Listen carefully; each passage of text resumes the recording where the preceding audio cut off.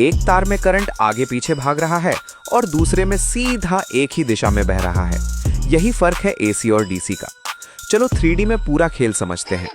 DC यानी direct current, जिसमें electron सिर्फ एक ही दिशा में चलते हैं, जैसे बैटरी से निकलकर सीधे लोड तक। इसी वजह से बैटरी से चलने वाली एलईडी, मोबाइल और इलेक्ट्रॉनिक सर्किट हमेशा डीसी पर काम करते हैं।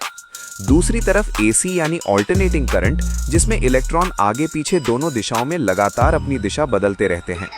एसी करंट की दिशा साइन वेव के हिसाब से बदलती है, इसलिए इसका ग्राफ ऊपर नीचे जाता है। घरों में जो बिजली आती है वो एसी होती है, क्योंकि एसी को लंबी दूरी तक भेजना आसान और सुरक्षित होता है। डीसी लंबी दूरी में ज्यादा नुकसान करती है, जबकि एसी को ट्रांसफार्मर की मदद से आसानी से कंट्रोल किया जा सकता है। इसी कारण चार्जर और पावर सप्लाई पहले एसी को डीसी में बदलते हैं। डायोड की मदद से बना ब्रिज रेक्टिफायर एसी को एक दिशा वाली डीसी में बदल देता है। बैटरी खुद डीसी देती है और पावर सप्लाई एसी से डीसी बनाकर डिवाइस को देती है। यही दोनों का असली फर्क है।